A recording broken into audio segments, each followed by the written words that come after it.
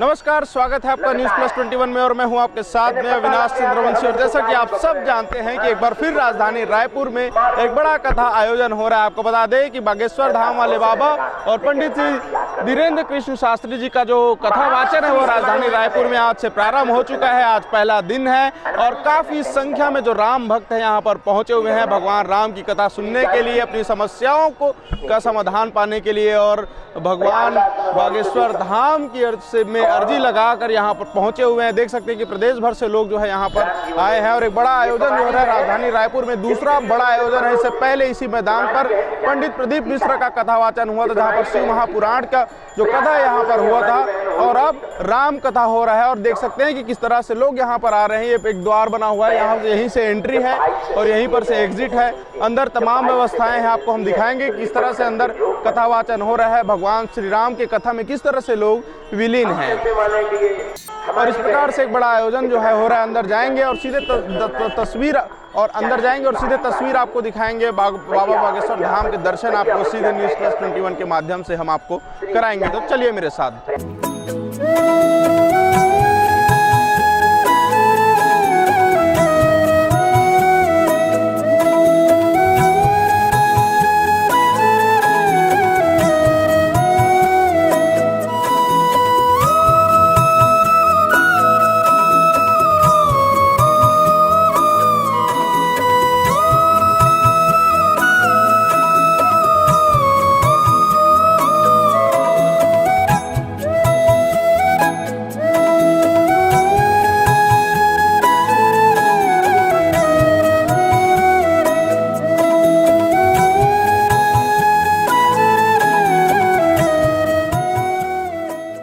और श्री राम कथा के दरबार में भगवान राम की कथा सुनने के लिए यहाँ पर छत्तीसगढ़ की राज्यपाल महामहिम अनुसुईया उइके भी पहुँचे हुए हैं। देख सकते हैं कि मंच पर विराजमान है। और आज चूँकि राजधानी रायपुर में एक बड़ा आयोजन हो रहा है, आज से प्रारंभ है। बागेश्वर धाम की कथा जो है पंडित धीरेन्द्र शास्त्री के द्वारा कथा वाचन का प्रोग्राम यहाँ पर हो रहा है। प्रदेश भर से लोग पहुँचे हुए हैं और आज पहला दिन है और पहले दिन महामहिम राज्यपाल अनुसुईया उइके यहाँ पर पहुँचे हुए हैं भगवान की कथा सुनने के लिए। और इस तरह से यहाँ पर प्रदेश भर से लोग जो हैं यहाँ पर पहुँचे हुए हैं। आपको बता दें कि बहुत प्रचलित है, पूरे देश विदेश में भी बागेश्वर धाम का जो नाम है वो काफ़ी ऊँचा है। और आपको बता दें कि तमाम तरह की समस्याएं जो होती हैं, बताया जाता है कि अर्जी लगाने से ही सारी समस्याओं का समाधान जो है वो बागेश्वर धाम में हो जाता है। आपको बता दें कि दिव्य दरबार यहाँ पर लग रहा है। 9 से 11 बजे का दिव्य दरबार रहता है।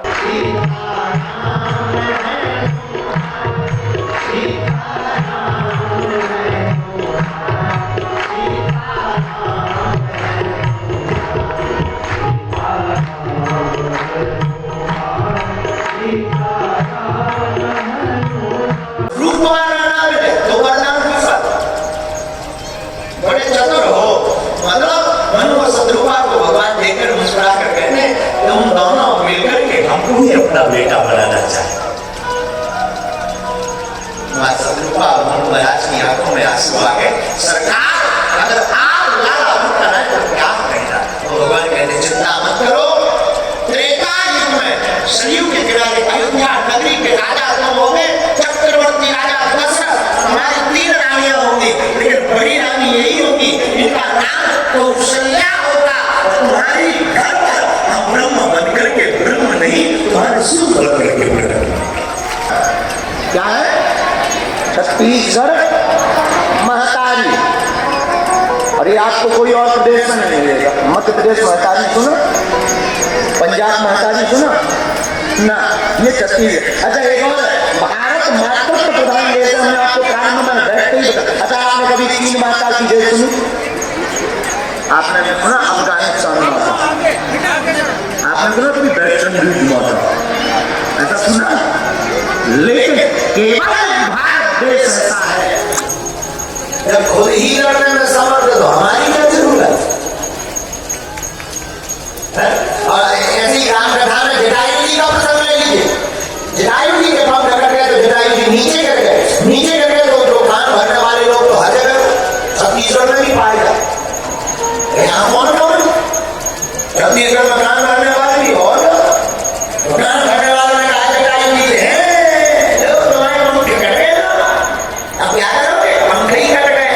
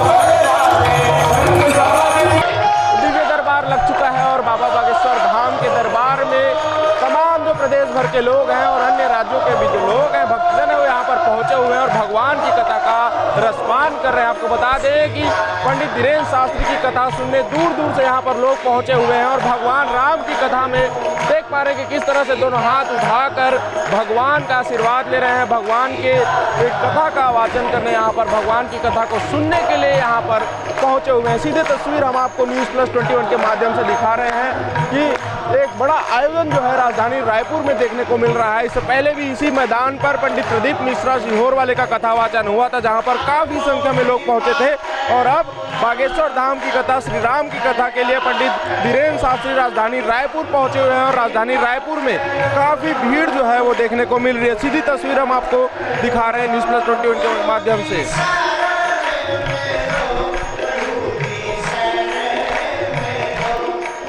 तो इस प्रकार से एक बड़ा आयोजन हो रहा है राजधानी रायपुर में। सुबह 9 से 11 बजे तक दिव्य दरबार लगेगा, जहां पर आप अपनी समस्याओं को लेकर भगवान में जिस तरह से आपने अर्जी लगाई होगी, भगवान की मनसा होगी तो आपकी अर्जी ज़रूर लगेगी। और 9 से 11 दरबार, दिव्य दरबार लगने का समय है और 1 से 4 बजे तक श्री राम कथा का रसपान होगा। और इस तरह से एक बड़ा आयोजन जो है राजधानी रायपुर में हो रहा है। कैमरामैन नवेश के साथ अविनाश चंद्रवंशी, News+21 आपके हक की बात।